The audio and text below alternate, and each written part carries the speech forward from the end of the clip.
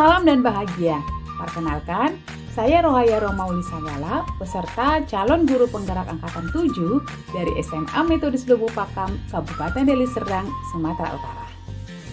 Dalam sajian ini, saya akan memaparkan tentang bagaimana kesimpulan dan refleksi filosofi pemikiran Ki Hajar Dewantara setelah saya mempelajari modul 11 dalam program Guru Penggerak.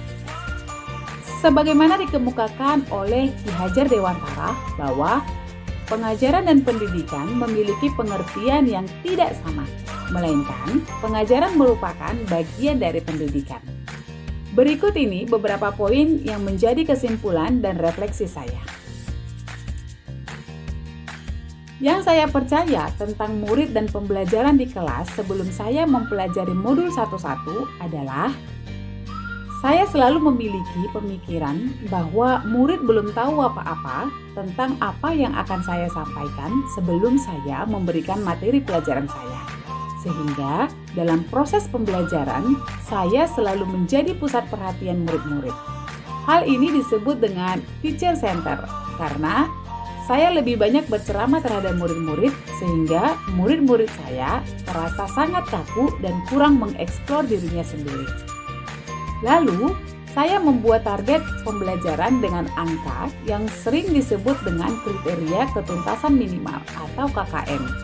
Saat murid belum mencapai KKM, saya memberikan pengulangan, pengayaan, terkadang memberi bimbingan khusus untuk menyampaikan materi ajar yang kurang dipahami. Namun, semua itu saya lakukan kerap hanya untuk menuntaskan murid pada pencapaian KKM.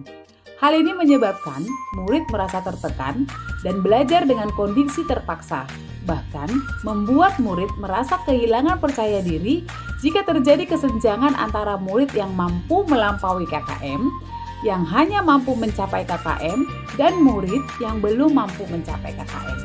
Secara tidak langsung, penekanan pencapaian KKM terhadap murid akan membuat murid menghalalkan cara agar tidak terjaring remedial atau pengulangan. Selanjutnya, saya tidak mengenal pribadi siswa dengan baik, dikarenakan saya lebih fokus kepada ketuntasan materi daripada perkembangan potensi murid melalui apa yang saya ajarkan. Termasuk juga saya kurang memahami karakter murid-murid dan tidak akan mengenali minat bakat murid selama pembelajaran yang saya lakukan. Yang terakhir adalah saya kurang peduli dengan gaya belajar murid karena saya tidak mengkategorikan kecerdasan mereka. Hal ini pastinya menjadikan murid saya sangat pasif, kurang respon, bahkan tidak peduli. Dan terkadang saya menemukan murid yang memiliki motivasi belajar yang sangat rendah. Murid datang, duduk, diam, merupakan hal yang sering saya temui karena pembelajaran yang kurang melibatkan murid. Pemikiran saya yang berubah setelah mempelajari modul ini yaitu guru hanyalah salah satu dari berbagai sumber belajar. Sebab, jika saya memahami tentang pendidikan yang sesuai dengan kodrat alam dan kodrat zaman, maka saya harus menerima bahwa kondisi murid zaman sekarang tidak sama dengan kondisi murid zaman dulu. Kemajuan teknologi yang terjadi merupakan bagian dari alam dan zaman murid-murid. Maka, saya pun harus beradaptasi dengan hal ini. Kemajuan teknologi ini pun merupakan salah satu sumber belajar. Selanjutnya, guru harus mampu melakukan pengajaran dengan berbagai cara. Jika saya tidak memperbaiki cara pengajaran saya, maka saya dapat pastikan bahwa murid-murid akan lebih senang belajar dari sumber lain selain dari saya. Kelak, saya akan kehilangan fungsi dan peran saya sebagai seorang guru. Pembelajaran harus berpusat pada murid atau student center. Melibatkan murid dalam setiap pembelajaran merupakan cara terbaik untuk menyampaikan pengajaran.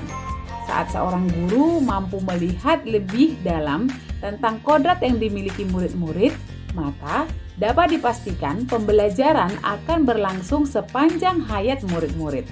Karena sejak dini pembelajaran yang diterimanya sudah melibatkan potensi-potensi atau kodrat yang dimiliki murid. Guru harus menghargai kodrat anak. Nah, kesadaran akan kodrat tiap-tiap manusia memberikan perluasan makna bahwa seorang guru tidak dapat memaksakan kehendak terhadap murid. Apapun kodrat yang dimiliki murid, merupakan landasan awal seorang murid dalam mencapai kemajuan dan tujuan hidup yang lebih baik. Maka, alangkah istimewanya jika seorang guru mampu menghargai kodrat dalam diri murid. Seorang guru lebih mengutamakan pendidikan ke arah budi pekerti dibandingkan kognitif murid. Nilai kognitif bukanlah derajat seorang murid, melainkan hanya sebuah angka pencapaian yang penetapannya secara sepihak. Namun, pendidikan yang mengutamakan perkembangan budi pekerti akan mampu membentuk karakter yang positif dalam diri murid, sehingga di masa depannya murid mampu menjadi masyarakat yang berperilaku sesuai dengan sosial kultural bangsa Indonesia. Perilaku saya yang berubah yaitu yang pertama, memberikan kebebasan kepada murid dalam penyelesaian tugas sesuai minat masing-masing murid. Hal ini saya lakukan sebagai penerapan tentang bagaimana saya harus menghargai kodrat masing-masing murid dan tidak memaksakan kehendak saya dalam proses pembelajaran. Yang kedua, memberikan poin terhadap setiap proses yang dijalankan murid. Dalam hal ini, saya berusaha untuk terus menghargai dan memberi apresiasi kepada murid-murid dalam setiap proses kemajuan murid ke arah yang lebih baik. Yang ketiga, merancang pembelajaran yang variatif. Dalam hal ini, sebagai seorang guru yang sudah tergerak dan mulai bergerak, sudah sepantasnya saya harus selalu memperbaiki pengajaran saya agar menjadi pembelajaran yang menyenangkan bagi seluruh murid. Yang keempat, mulai menghargai gaya belajar murid, yaitu gaya belajar murid menjadi titik awal dalam membuat strategi perancangan pembelajaran yang variatif, menyenangkan, dan melibatkan murid. Yang kelima, melakukan refleksi, baik refleksi dari diri sendiri maupun dari murid, sebagai bahan evaluasi bagi saya. Dalam hal ini, setiap praktik baik akan terus menjadi baik jika saya sedapat mungkin selalu merefleksikan diri saya sendiri untuk mampu mengevaluasi apa yang harus saya perbaiki dari diri saya sebagai seorang pendidik. Yang keenam, mengawali proses pembelajaran dengan hati yang gembira. Hati yang gembira adalah obat yang memberikan pemulihan. Maka, keceriaan dalam setiap pembelajaran akan membuat murid merasa bahwa belajar bukanlah beban, melainkan belajar adalah sebuah kebutuhan untuk masa depan yang lebih baik. Yang ketujuh, membuat kesepakatan kelas selama proses belajar mengajar.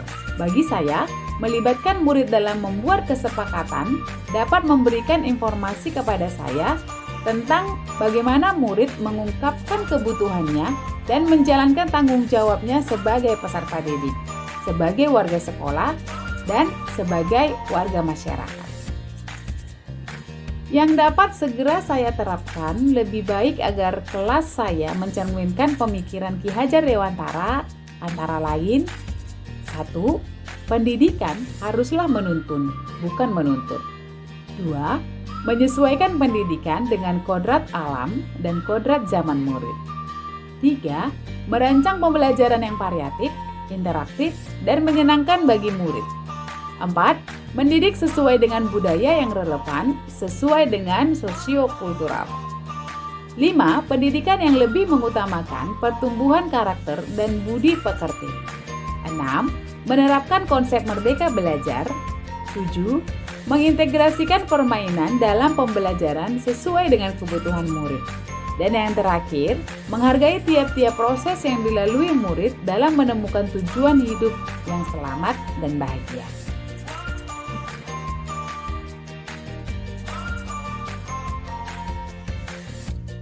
Berikut adalah kesimpulan saya terhadap refleksi pemikiran Ki Hajar Dewantara. Yang pertama, pendidikan yang menuntun harus menyokong murid pada kemajuan hidup murid. 2. Pendidikan harus dilaksanakan dengan prinsip guru yang menghamba pada murid. 3. Pendidikan bukan hanya tentang angka kognitif, namun pendidikan adalah pertumbuhan karakter dan budi pekerti yang baik sesuai dengan budaya bangsa. 4. Pembelajaran haruslah mencapai kemerdekaan belajar. 5. Pendidikan harus relevan dengan kearifan sosiokultural. Demikian sajian saya tentang koneksi antar materi, kesimpulan dan refleksi filosofi Ki Hajar Dewantara dalam modul 11. Kiranya bermanfaat dan menjadi pendukung bagi kaum pendidik di seluruh Nusantara agar semakin tergerak, semakin bergerak, dan semakin menggerakkan. Salam Guru Penggerak.